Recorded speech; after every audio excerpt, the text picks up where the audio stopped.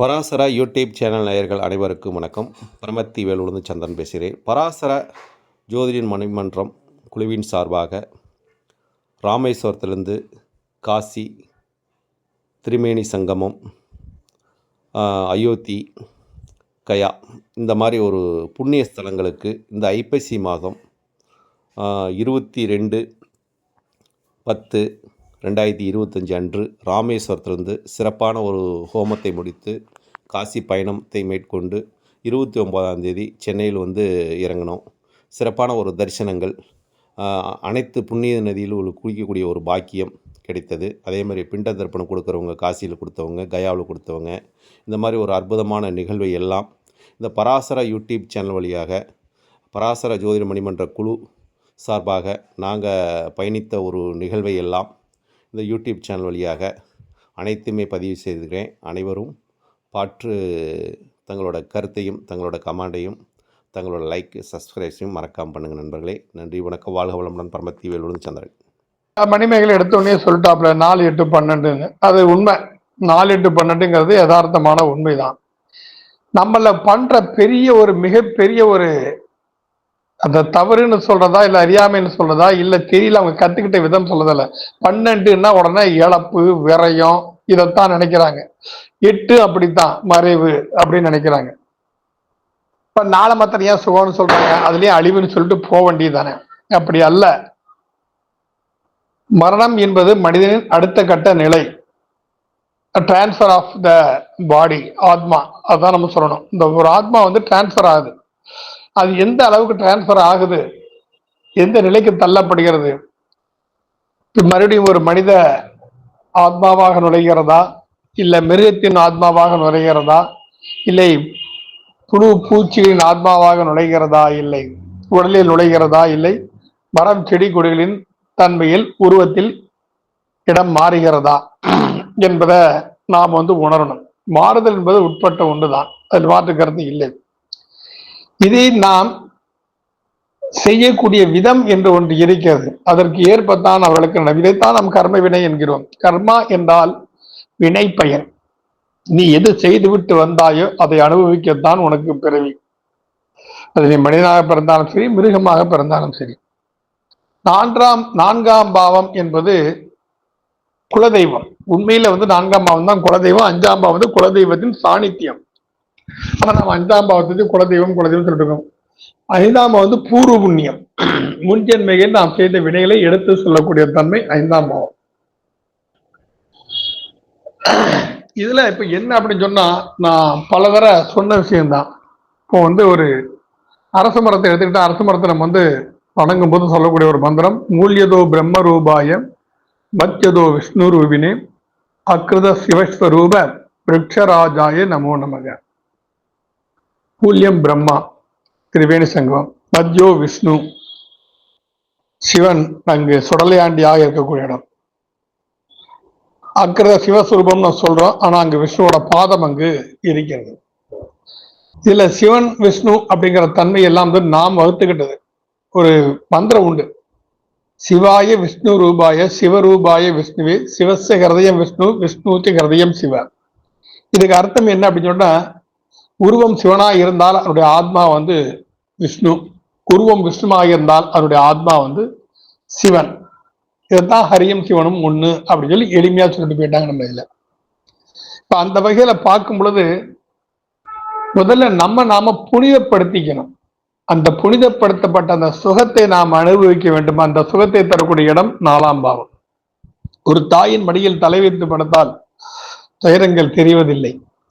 ஒரு ஆத்ம திருப்தி, நம்ம அறியாமல் ஒரு சந்தோஷம், ஒரு சுகம் ஏற்படத்தான் செய்கிறது.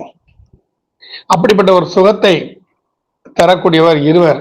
ஒன்று நம்ம ஈன்ற தாய், என்று இன்னொன்று நம் வம்சத்தை காக்கும் குலதெய்வம். ஆகியால் தான் 4ஆம் பாவம் குலதெய்வமாக சொல்லப்படுகிறது. அந்த 4ஆம் பாவம் திரிவேணி சங்கமம் என்று சொல்வது ஏன் என்று சொன்னால், அந்த திரிவேணி சங்கமத்தில் தான் கங்கை, யமுனை, சரஸ்வதி 3 நதிகள் தனித்தனியாக சங்கமிக்கின்றன. காசியில் கூட அது கலப்படமாகத்தான் வருகிறது. ஒரிஜினலாக இமயமலையிலிருந்து முதல்ல அது வந்து ருத்ர பிரியாக மாறி அவர் கங்கையா, கங்கை வந்து முதல்ல வந்து ருத்ர பிரியாகையாக வருகிறது. அந்த ருத்ர பிரவாகியாக வந்து பூமியில் முதலில் விழக்கூடிய இடம் ரிஷிகேசம். இந்த ரிஷிகேசம் அனைவரும் செல்ல வேண்டிய ஒரு இடம். அங்கதான் ஒரிஜினல் கங்கை வந்து பூமியில வந்து விழுது. மற்றெல்லாம் வந்து மலையில தான் அது பயணிக்குது அந்த கங்கை. அப்ப அந்த புனித கங்கையில் நாம் நீராடுவது என்பது திரிவேணி சங்கமத்தில் தான், காசியில் அல்ல. காசியில போய் கங்கையில குளிச்சுட்டு வந்தேன், காசியில போய் கங்கையில குளிச்சுட்டு சொல்லிட்டு இருக்காங்க. அங்கு யமுனை நதி, கிருஷ்ணரின் லீலைகள் புரிந்த இந்த யமுனை நதி கலக்கிறது. அப்போ அந்த கங்கை எங்கு சேருகிறதோ அங்குதான் நாம் ஸ்நானம் செய்ய வேண்டும். எங்க வேணா ஸ்நானம் செய்யலாம், கடற்கரையிலே சாமி போலாம். ஏன் போட்டுக்காரனுக்கு 5000 6000 ரூபாய் கொடுத்து அவ்வளவு தூரம் போகணும்? இதை யாருமே யோசிக்கிறது இல்லையே. அப்போ அந்த நதி கங்கையில் போய் ஸ்நானம் செய்வது என்பது திரிவேணி சங்கமம் தான். அந்த திரிவேணி சங்கமத்தில் அந்த கங்கையில் ஸ்நானம் செய்வதற்கு முன்னால் நாம் அந்த நதிக்கரையில் கால் வைத்தவுடனே நாம் செய்த பாவங்கள் எல்லாமே நம் காலில் இருந்து அப்படியே தலை வரை சென்று விடுகிறது, தலை முடியில் வந்து தங்கி விடுகிறது. ஆகியால் தான் அலகாபாத்தில் முடி எடுக்கக்கூடிய ஒரு தன்மையை வைத்திருக்கிறார்கள். அந்த முடிய புறம் எடுத்து ஒரு பிராமணனுக்கு தானமா கொடுக்கணும், அதான் வாங்கணும். அதாவது இப்ப நம்ம வளர்த்தி கொடுத்தா வாங்க மாட்டான்ல, ஒரு சின்ன இதை கட் பண்ணி ஒரு வெத்தலையில வச்சு அவர் கையில கொடுக்குறாங்க. அந்த வெத்தலை எடுத்து அவர் தனியா வச்சு நதியில போட்டு வர்றாரு.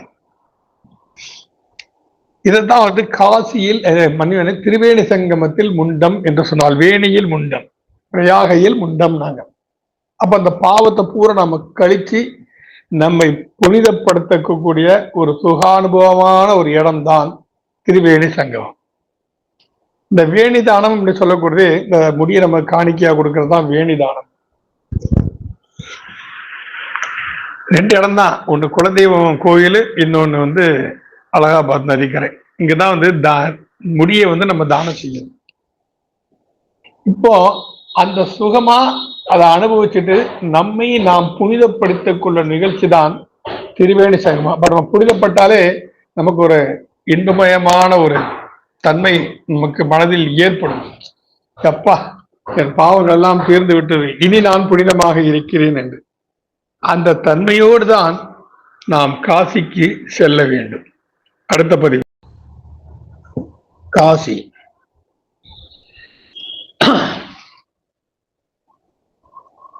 பிரயாகையில் முண்டம், காசியில் தண்டம். இப்போ நம்ம புனிதப்படுத்தி விட்டு நாம் காசிக்கு செல்கிறோம். காசியில் நதியில் வைத்து முன்னோர்களுக்கு பிண்டங்கள் கொடுக்கக்கூடிய ஒரு தன்மை உண்டு. அது பஞ்சகார சிரார்த்தம் எல்லாம் பண்ணுவோம். அதெல்லாம் கொஞ்சம் பெரிய சப்ஜெக்டா போகும். அந்த அளவு நம்மகிட்ட டைமும் இல்லை. அந்த அளவு நமக்கு அதெல்லாம் அந்த அளவு போனால் இத்தனை பேர் மக்கள் கண்டிப்பா சேர்ந்திருக்க மாட்டீங்க, அது வேற விஷயம். இருவால் இருந்தாலும் நாம் செய்வதை திருந்த செய்திருக்கிறோம் என்பது ஒரு சாட்டிஸ்பாக்சன் தான். நதியில் வைத்து அந்த போட்ல உட்கார வச்சு அந்த பிண்டங்கள் எல்லாம் நம்ம மனதார கொடுத்து அந்த பிண்டங்களை கொண்டு கரைப்பது என்பது இந்த பஞ்சகார சிரார்த்தத்துல. பஞ்சகார சாதம் தான் எல்லாருமே பண்ணுவாங்க, எல்லாருமே முறைப்படி ப்ரொசீஜரோட பண்றவங்க எல்லாருமே பண்ணாங்க. அதுல மணிகர்ணிகா காட் வந்து ரொம்ப ரொம்ப ரொம்ப முக்கியமானது. 64 காட் இருக்கு, 64 கட்டங்கள் வந்து தசாவதார காட் இருக்கு, ஹரிச்சந்திரா காட் இருக்கு, இப்போ வந்து ஒரு மோடி காட் கூட உருவாக்கிட்டாங்க. இப்படி வந்து 64 ரிஷிகேஷ காட் இருக்கு, ஹரித்வார் காட் இருக்குது, இப்படி ஒவ்வொன்றும் இருக்காது. அந்த கட்டத்தில் அந்த ராஜாக்கள் அவர்கள்லாம் உருவாக்கி வச்சா அப்படியே எல்லாம் இருந்துட்டு இருக்காங்க. அந்த எல்லா கட்டத்திலையுமே போய் பிண்ட பிரதானங்கள் செய்வதில்லாம ஒரு 5 இடம் தான் ஒரு முக்கியமாக கொடுக்கப்பட்டுள்ளது. அதுல முக்கியமான இடம் சொன்னா மணிகர்ணிகால கண்டிப்பாக ஸ்நானம் செய்யணும். காசியில போய் நான் காசியில குளிச்சுட்டு வந்துட்டு நான் பத்திரம் போறாது, மணிகர்ண காட்டுக்கு போகணும், மணிகர்ண காட்டுல குளிக்கணும், கண்டிப்பா ஸ்நானம் பண்ணணும். அந்த இப்ப நம்ம அலகாபாத்ல வந்து உடலை தூய்மைப்படுத்தி கொண்டோம், மனதை தூய்மைப்படுத்தி கொண்டோம், புத்தியை தூய்மைப்படுத்தி கொண்டோம், சிந்தனையை தூய்மைப்படுத்தி கொண்டோம், செயலையும் தூய்மைப்படுத்தி கொண்டோம். அந்த தூய்மையான உள்ளத்தோடு இங்கு வந்து நம் முன்னோர்களுக்கு பிண்ட பிரதானங்கள் எல்லாம் செய்துவிட்டு தொட்டது தொடாதது, விட்டது, விடாதது, ஏதாவது குறை இருந்தால் அதை பைரவர் காலில் சமர்ப்பிக்கணும். பைரவரிடம் சென்று பிரார்த்தனை பண்ணணும். அங்கதான் வந்து அந்த மயில வச்சு முதுகுல அடிப்பாங்க, டம்மு டம்மு டம்முன்னு அடிப்பாங்க. அது பைரவருக்கு உண்டான மந்திரங்களை சொல்லி, காங்கேயம் பாத்திரம் டமரும் திரிசூலம் வரம் கரை சதந்தம் திருநேத்திரம் தேவ்யாயுதம் சப்த ஸ்வர்ண வர்ஷ்ணம் ஸ்வர்ணாகர்ஷ்ண பைரவம் சதம் நமாமி அப்படின்னு சொல்லிட்டு அந்த மந்திரங்கள் அவங்க வந்து முதுகில் அடிப்பாங்க. அப்ப நம்ம அந்த பீடைகள் மட்டுமல்ல, உடலில் உள்ள உபாதைகளும் நம்மை விட்டு போய்விடுவதாக காசியில் அந்த நிகழ்வு நடக்கிறது. காசி விஸ்வநாதர் வந்து இந்த காசி சேத்திரத்துக்கு ஒரு ஜஸ்ட் செக்யூரிட்டி, காவலாளி தான். அப்போ செக்யூரிட்டி நம்ம கும்பிடாம போகக்கூடாது. எங்க போனாலும் ஒரு அந்த ஊர் எல்லை தெய்வத்தை நாம் கண்டிப்பாக வணங்க வேண்டும். எல்லை தெய்வத்தை வணங்காம போகவே கூடாது. எந்த ஊருக்கு நம்ம வியாபாரம் போனதோ அந்த ஊர் எல்லை தெய்வத்துக்கு ஒரு சல்யூட் அடிச்சுட்டு தான் அந்த ஊர்ல போய் நம்ம வேலையை நம்ம தொடங்கணும். அப்படி செஞ்சா எந்த வேலையிலுமே தவறு நடக்காது, இழப்பு நமக்கு ஏற்படாது. இது 8ஆம் பாவமாக நாம் ஏன் கொண்டு போறோம் அப்படின்னு சொன்னா, மறைப்பொருளை உணர்தல். எதையுமே தயவு செய்து மரணத்தை சொல்லக்கூடிய 8 விரயத்தை சொல்லக்கூடிய, அதாவது அந்த சொல்லக்கூடிய ஜோதிடர்களுக்கு மனதுல வந்து ஒரு தெளிவான சிந்தனை இல்லை என்றுதான் நாம் இதில் எடுத்து சொல்ல வேண்டும். 12ஆம் பாவம்னா விரயம், இழப்பு. அப்படி அல்ல. 12ஆம் பாவம் என்பது விடுதலை. நான் அதை அடுத்த பதிவில் வரல. நம்ம அப்ப 8 என்பது என்ன? மறைபொருள் உணர்தல். அந்த மறைபொருள் உணர்தல்ங்கிற ஒரு தன்மை தான் பூர்வீக கர்மா, இந்த ஜென்ம கர்மா, அதை சிந்திக்கும் ஆற்றல். அந்த 3 நட்சத்திரங்கள் அதில் இருக்கும். குருவோட நட்சத்திரம், சனியோட நட்சத்திரம், புதனோட நட்சத்திரம். இது எல்லாமே வந்து இந்த 3 திரிகோணத்திலையும் அடங்கிடும். 4, 8, 12லயும் அடங்கிடும். வந்து இப்போ வந்து அங்க என்ன அப்படின்னா, நாம் எதற்காக இந்த பூமியில் யார் மூலம் பிறந்தோம், அவர்களுக்கு நாம் என்ன செய்யறோம், இதை உணர்ந்து செயலாற்றும் இடம்தான் அஷ்டமஸ்தானம் என்று சொல்லக்கூடிய அந்த காசி. காசியில அப்ப அந்த காசி எப்படி நம்ம செய்யறோம் அப்படிங்கும்போது அதுக்கு சாட்சியாக யார் இருப்பது? காசி விஸ்வநாதர், காசி விசாலாட்சி, அன்னபூர்ணி, கால பைரவர், சோடியம்மன் போறதுக்கு மட்டும் நேரம் இல்லாம போச்சு. வருங்காலத்தை ஒரு தடவை பார்க்கலாம். நம்ம காசில எல்லாம் குறைஞ்ச 2 நாளாவது இருக்கணும். 2 நாள் இருந்தா தான் அந்த காசியோட தன்மை நம்மளால உணர முடியும். நிதானமா கங்கையில குளிச்சு நீராடி சாலை தரிசனங்கள்லாம் பண்றது, இது எல்லாமே நம்ம வந்து பண்ணணும். இப்படி மறைபொருளை உணர்ந்து, அதாவது மறைன்னா மறைந்து போன முன்னோர்கள் கூட நம்ம எடுத்துக்கலாம். அதை முன்னோர்களின் தன்மையை உணர்ந்து, அவர்கள் இல்லாமல் இந்த உடல் இந்த பூமிக்கு எங்கிருந்து வந்தது, அவளுக்கு நான் நன்றி செய்யும் விதமாகத்தான் அங்கு பிண்ட பிரதானங்கள் அதிகமாக செய்யப்படுகின்றன. இது சாஸ்திர முறைன்னு எடுத்துக்கிட்டா எக்கச்சக்கமா போகும் விஷயங்கள்லாம் வந்து நம்ம அந்த அளவு ஒரேடியா நம்ம போக முடியாத ஒரு சூழ்நிலை. அதை நம்ம வந்து யாரையும் குறை சொல்றதுக்கு இல்லை. நம்ம செஞ்சோம், நம்மளும் செஞ்சிருக்கோம், ஓரளவு நம்ம சரியான முறைப்படி செஞ்சிருக்கிறோம் அப்படிங்கிற ஒரு தன்மை. அந்த மறைபொருளை உணர்ந்து மறைந்த முன்னோர்களை நினைந்து நாம் நதிகளில் அவர்கள் பெயரை சொல்லி பிண்டங்களை அர்ப்பணம் செய்யும் பொழுது காசியில வந்து அதவர்களால் ஏற்றுக்கொள்ளப்படும். ஏன் ஏற்றுக்கொள்ளப்படும்? இது ஒரு விஷயம் இருக்கிறது. பகீரதன் என்ற மிகப்பெரிய தத்துவார்த்த ஞானம் உள்ள தவசீலரான ஒரு ராஜா, யாரு? ராமரோட வம்சத்தை, இஸ்வாகுல வம்சத்தை தோன்றியவர். அந்த பகீரதன் ஒரு முறை காசியில் பயணம் சென்று கொண்டிருக்கும் பொழுது எங்கு பார்த்தாலும் அழுகுரலும் கேட்டுக்கொண்டே இருந்தது.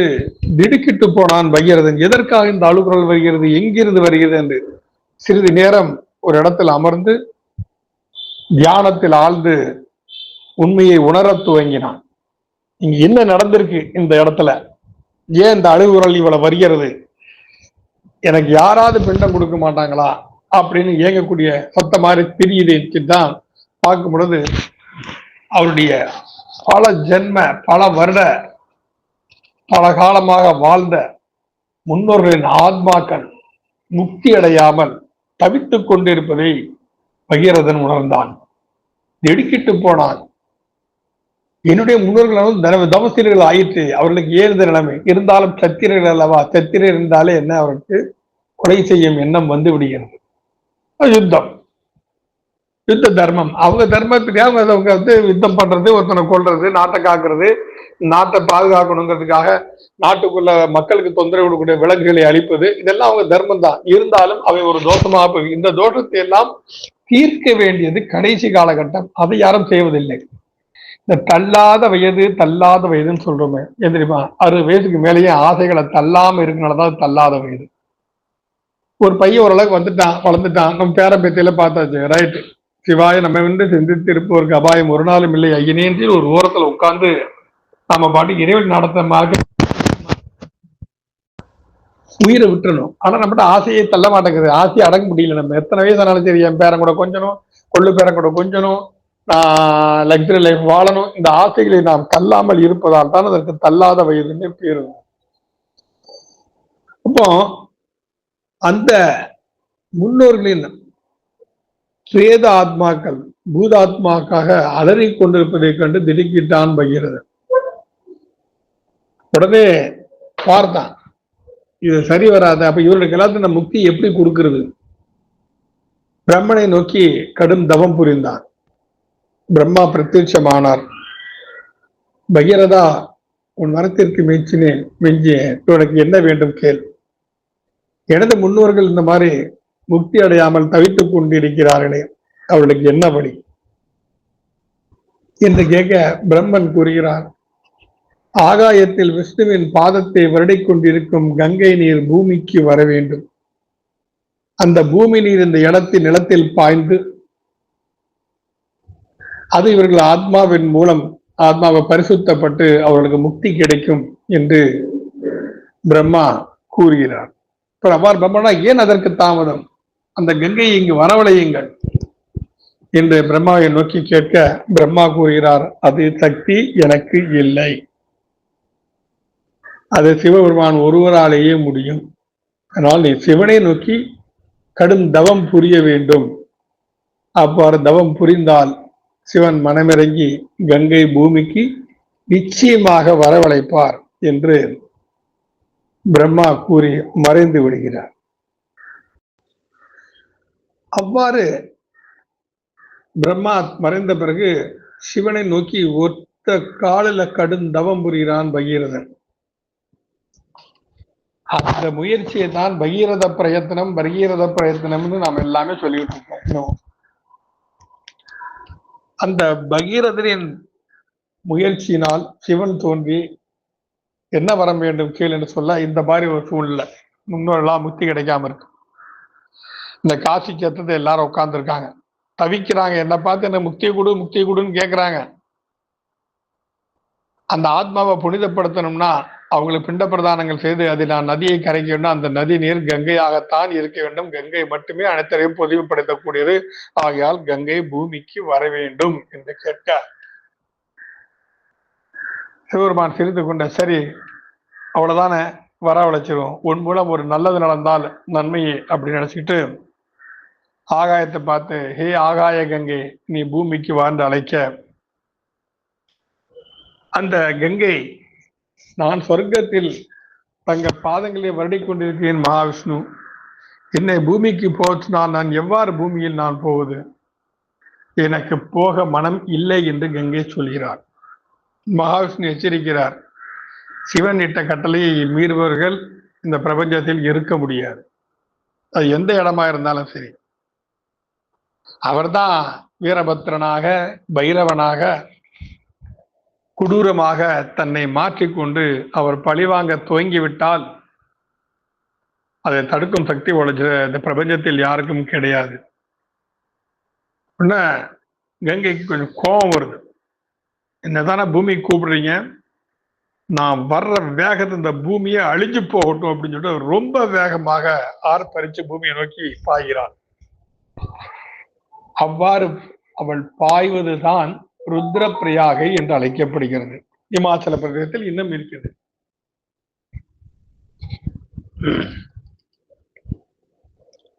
அந்த வரும் வேகத்தை பார்த்த சிவன் கடும் கோபம் கண்டு தன் தலைமுடியை விடித்து தலைமேல் ஏற்று அந்த கங்கையை தனக்குள் அடக்கி தலைமுடியை முடிச்சு கட்டிடுறார்.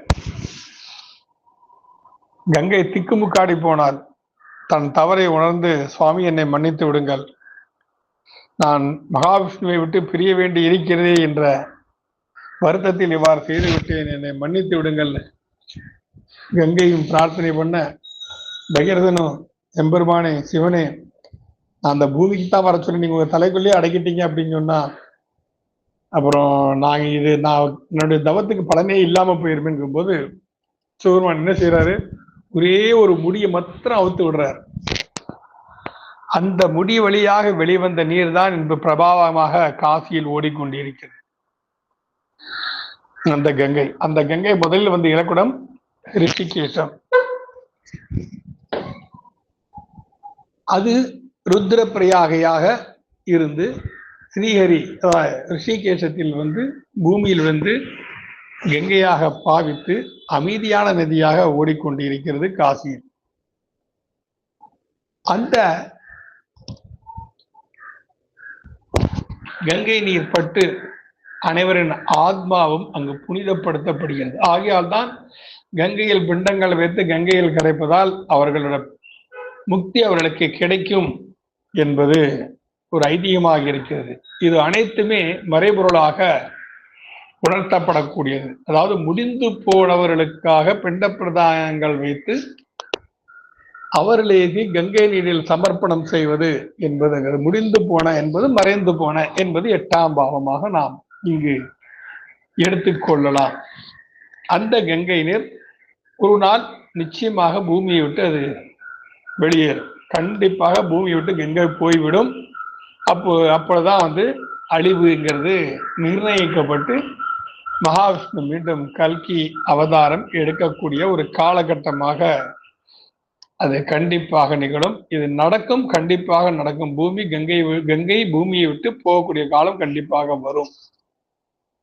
இதில் மாற்றுகிற இருக்கும் வரை அதை நாம் பயன்படுத்திக் கொள்வதுதான் நமக்கு புத்திசாலித்தனம். அப்ப நம்மளே அறியாமல் எத்தனை மூதாதையர்கள் இங்க நாம ராமேஸ்வரத்துல வந்து இந்த மாதிரி நாங்க காசிக்கு போறோம்னு பிரார்த்தனை பண்ணினாலே நமது முன்னோர்கள் பூரா கங்கையில கொஞ்ச நாள் இருப்பாங்க, அப்புறம் கங்கையை விட்டு காசியை விட்டு அப்புறம் கயாவுக்கு போயிடுவாங்க. கயால இருந்தா அவங்களுக்கு சாட்சி சொல்லுவாங்க, எங்களுக்காக பிண்ட பிரதானங்கள் நடைபெற்றது. அதை நாம் அடுத்த பதிவில் பார்க்கலாம். கயா ஏன் 12ஆம் பாவம்?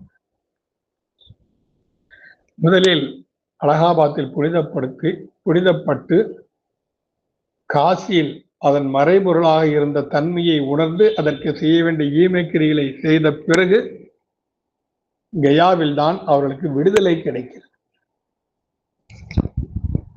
எல்லாம் சொல்றாங்கன்னா வைண்டலோகம் போயிட்டாங்கன்னா அது மாதிரி மகாவிஷ்ணு பாதத்தில் சமர்ப்பணம் செய்வது. இங்கு எங்க நாங்க சிரார்த்த காரியங்கள் வீட்டிலேயே செஞ்சாலும், இந்த ஊர்ல நம்ம ஊர்களே எங்க செஞ்சாலும் சரி, கடைசியில் வந்து கயா சிரார்த்த பலித மஸ்துன்னு ஒரு வார்த்தை நாங்க சொல்லுவோம். கயாவில் செய்த புண்ணியம் இங்கு இவர்களுக்கு கிடைக்கட்டும் அப்படின்னு சொல்லி நம்ம பிரார்த்தனை பண்ற மாதிரி ஒரு ஐதீகம். இப்போ கயா என்ற வார்த்தைக்கு அர்த்தமே போய்விட்டது என்பது அர்த்தம். இந்தி தெரிஞ்சவங்களுக்கு தெரியும். கயா கயா போயிட்டான் அப்படின்னு அர்த்தம். அப்ப போய்விட்டதுன்னா அவருடைய அனைத்து துன்பங்களும் போய்விட்டன, பாபங்களும் கரைந்து விட்டன, முக்திக்குண்டான வழி பிறந்து விட்டன. 12ஆம் பாவத்தை விடுதலை என்றுதான் நாம் சொல்ல வேண்டுமே தவிர அதை போய் இழப்பு விரயம் அப்படின்னு நம்ம சொல்லக்கூடாது. ஒரு விஷயத்திலிருந்து விடுதலை, கடன்ல இருந்து விடுதலை, நோயிலிருந்து விடுதலை, துன்பத்திலிருந்து விடுதலை, முன்னோர்களுக்கு இந்த பூமியிலிருந்து விடுதலை. இது வந்து விடுதலைங்கிறதுனா அடுத்த ஸ்டேஜ். இப்ப ஒரு ஊர்ல இருந்து நீ விடுதலையை அடுத்த ஊருக்கு வந்து சேர்ற, அது இந்த டிரான்ஸ்ஃபர் பண்றவங்களுக்கு எல்லாம் நல்லா கிளீனா தெரியும். இந்த ஊர் மாற்றி போறாங்கல்ல, அவங்ககிட்ட வந்து டிரான்ஸ்ஃபர் பண்ணலாம் தெரியும். அப்போ அந்த ஊர்ல ரெடி போயிட்டியாப்பான்னு கேட்பாங்க. அந்த மாதிரி ஒருவனுக்கு விடுதலை தரக்கூடிய பாவம் தான் 12ஆம் பாவம் தான். எனக்கு இந்த விரையும் அப்படிங்கிற பாவத்தை கேட்டாலே எனக்கு கொஞ்சம் கொஞ்சம் கோபமா தான் வருது. அதெல்லாம் ஜோதிடத்தை பல விஷயங்களை நீங்க தேவையில்லாம வார்த்தைகளை உருவாக்கி வச்சுட்டாங்க. நம்ம அந்த லெவல்கெல்லாம் போகவே கூடாது. நம்ம ஜோதிடர்கள் கண்டிப்பா இந்த குழுவில் உள்ளவங்க போகக்கூடாது. அப்ப நாம செஞ்ச வினைகளிலிருந்து நமக்கு எப்படி விடுதலை கிடைப்பது என்பதை சொல்லக்கூடிய பாவம் தான் அந்த 12வது பாவம்.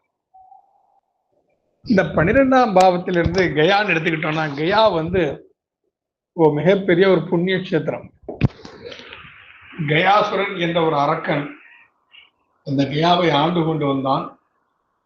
நீதி நெறி தவறாமல் மகாவிஷ்ணுவை வழிபட்டு கொண்டு மக்கள் எல்லாம் சுபிட்சமாக இருப்பதை எல்லாம் கண்கூடாக கண்டு சந்தோஷப்பட்டு ராஜ பரிபாலனை மிகவும் அற்புதமாக செய்து கொண்டிருக்கிறான். இருப்பினும் அவன் அசுரன். என்று வேண்டும் அவன் அந்த அசுர சக்தி வெளிப்படலாம். ஏன்னா அசுரனுக்கு வந்து செல்ஃப் கண்ட்ரோல்ங்கிறது கொஞ்சம் கம்மியா தான் இருக்கும். ஒரு கோபம் வந்துடும், பொதுக்குன்னு கோபம் வந்துடும்.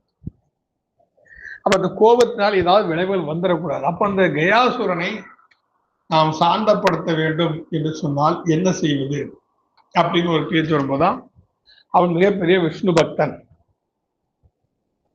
அப்ப இந்த விஷ்ணு பக்தனாக இருந்து கொண்டு அவன் ஆட்சி செய்வதால் அவனை யாராலும் எதையும் செய்ய முடியாது. என்ன செய்யலாம்? மகாவிஷ்ணு போய் எல்லாரும் கேட்கிறாங்க. மகாவிஷ்ணு சொல்றாரு, கயாசுரன் போறாரு. கயாசுரனை பார்த்து, கயாசுரா,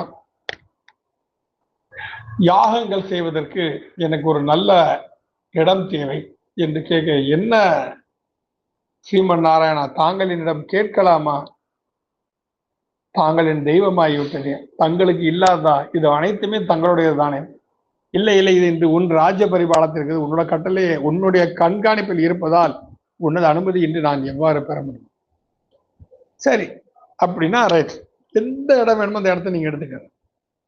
இந்த இடத்த நான் யாகம் செஞ்சேன்னா அந்த இடம் உங்களுக்கு. வாக்கு மாற மாட்டேன் கயாசுரான, வாக்கு மாற மாட்டேன். இந்த இடத்தை சுட்டி காட்ட, இந்த இடம் தான் எனக்கு யாகம் செய்து உத்தரமா தெரிகிறது என்று நீ சொல்லிட்டீங்கன்னா அந்த இடம் உங்களுக்கு எடுத்துக்கங்க. அதுதானே ஒரு இயற்கையின் ராஜதந்திரம்.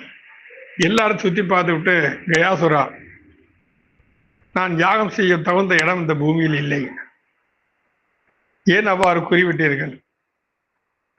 நான் வேறு என்ன செய்யணும் சொல்லுங்கள். இந்த யாகம் செய்ய ஒரு இடம் உண்டு.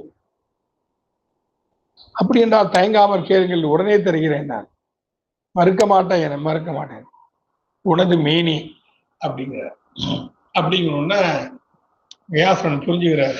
சரி, நம்மளுடைய காலக்கெடு வந்தாச்சு அப்படின்னு. உடனே கயாசுரன் என்ன செய்வாரு, தன்னுடைய உடம்பை எந்த அளவுக்கு பெருக்க முடியுமோ அந்த அளவுக்கு உடம்பு புறம் பெருக்கிறார். அந்த பெருக்கும் போது அது ஃபுல்லா அந்த கயா நகரம் பூராமே அதுல வந்துருது. மல்லாக்கப்படுத்துறார். அவருடைய வயிற்று பகுதியில் தான் இந்த யாகங்கள் நடக்கிறது. அங்கு மகாவிஷ்ணு தன் பாதத்தை வைத்து அவனை அழுத்தி யாகம் செய்வதற்கு உண்டான வேலைகளை செய்கிறார். அப்போ அங்க வந்து எல்லாரும் பிண்டங்களை சமர்ப்பிப்பதால், ஏன்னா அது இறைவனாலே தேர்ந்தெடுக்கப்பட்ட இடம், இங்கு எந்த தோஷமும் கிடையாது அப்படின்னு சொல்லி இறைவனால் தேர்ந்தெடுக்கப்பட்ட இடம் அந்த கயா. கயாவில் பிண்டம் வைத்தால் முன்னோர்களின் பாபம் கயா போய்விட்டது என்றது அர்த்தம்.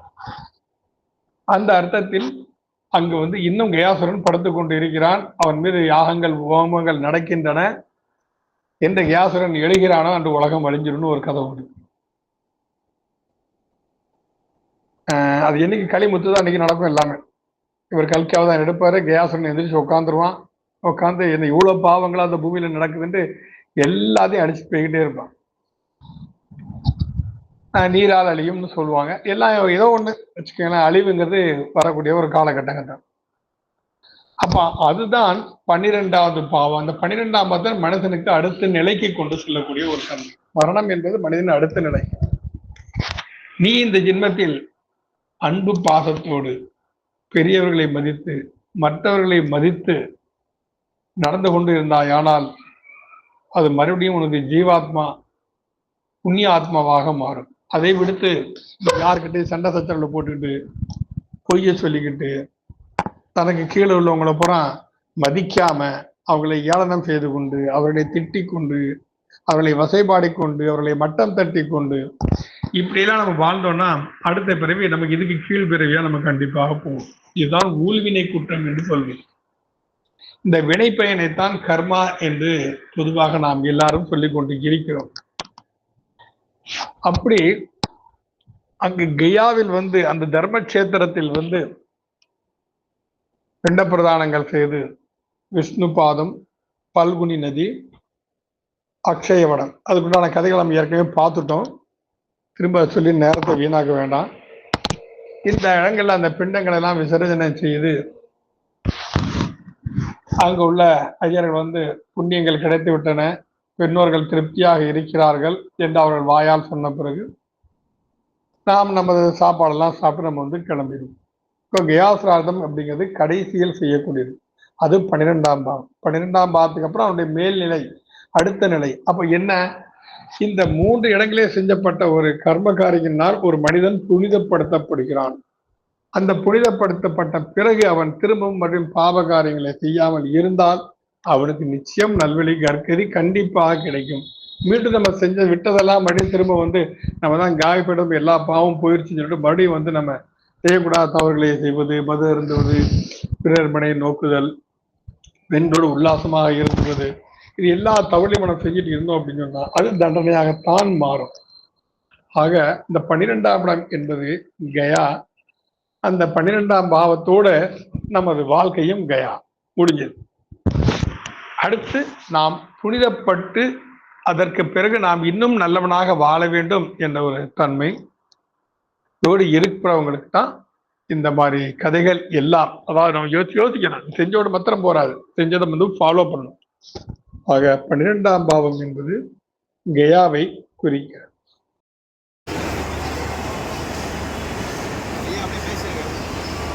ராசன ஜோதிட மணிமன்றத்தில் பயணிக்கும் அனைத்து நல்வணங்களும் திண்டுக்கல் பணிவான வணக்கம்.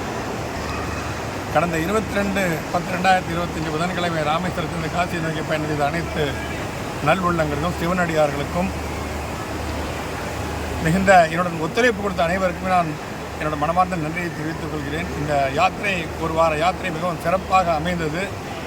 அனைவருக்கும் காசி விசாலாட்சி அன்னபூர்ணி ஸ்ரீ விஸ்வநாத சுவாமியின் பரிபூர்ண அன்பர்கள் கேட்டு அவர்கள் வாழ்வின் அனைத்திலுமே குடும்பம் மேம்படுத்தி நடக்க வேண்டிய திருமண காரியங்களாகட்டும், வேலைப்படு காரியங்களும், ஆரோக்கியமாகட்டும் அனைவருக்கும் சிந்திக்க வேண்டும் என்று அன்றாடம் நான் சொல்லும் எல்லாமல் ஈசன் சார்பாக வணங்கி கேட்டுக்கொள்கிறேன். வாழ்க வளம்.